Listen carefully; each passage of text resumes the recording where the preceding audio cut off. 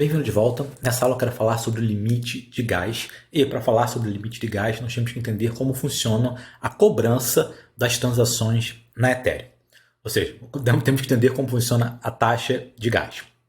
Não é como uma corrida de táxi. Como funciona uma corrida de táxi? A gente entra no táxi e diz para o motorista, por favor, me leve até a rua tal. Ele liga o taxímetro, o carro anda, o taxímetro vai rodando, quando chega no local, ele para, olha o taxímetro e diz, deu R$15, por exemplo, e você paga baseado no que o carro andou. Na Ethereum não é assim que acontece.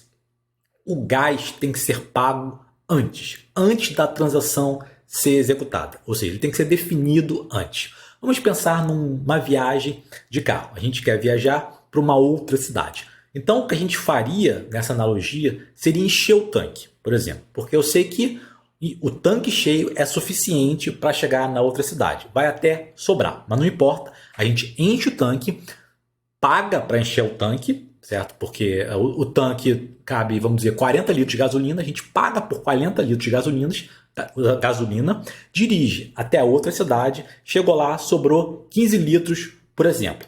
O que acontece é que a gente vai no posto e diz para o frentista, agora você tira essa gasolina aí que sobrou e me dá o dinheiro. Ou seja, o que não foi gasto de gasolina é reembolsado para você.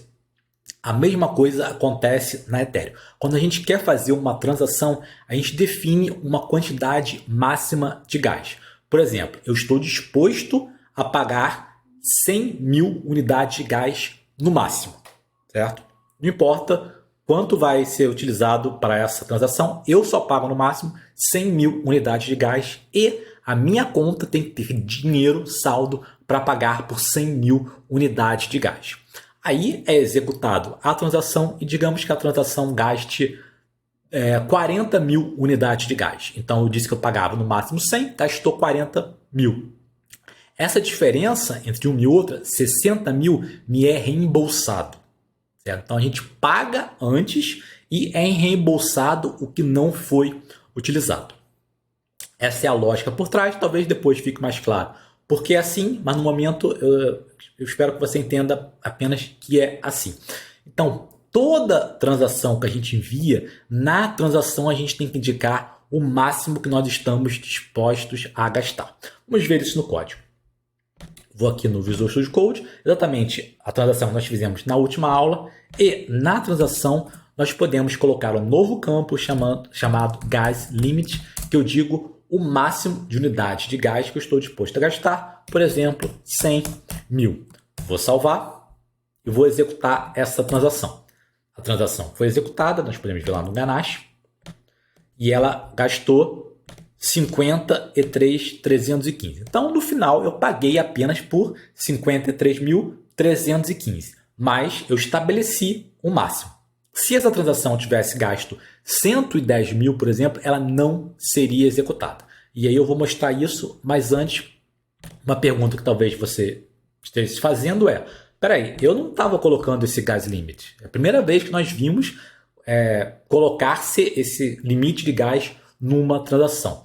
Por quê? Porque as carteiras elas já fazem isso para a gente. Elas simulam a transação, elas sabem mais ou menos quantas unidades de gás essa transação vai gastar e aí elas preenchem esse campo. Então, a transação precisa desse campo, ela é obrigatório, porém, como a gente quase nunca envia a transação diretamente para o nó, quase sempre a gente envia a transação para uma carteira, as carteiras fazem essa estimativa. E o próprio Ethers ele tem métodos que estimam o gás usado por uma certa transação. Vamos ver isso mais para frente. Bom, primeira questão é isso. Então, o gas limit é obrigatório, porém, quando não colocamos, a carteira faz isso para a gente e o Ganache faz isso para a gente. Se eu colocar menos unidade de gás do que o necessário, por exemplo, eu vi que essa transação gasta 53 mil. Se eu colocar aqui 30 mil, o que vai acontecer? Bom, eu vou executar aqui, a gente vai ver. Veja que deu erro. Por que deu erro? Porque isso é uma blockchain de teste. Então, ele não deixa você tentar executar uma transação sem gás suficiente.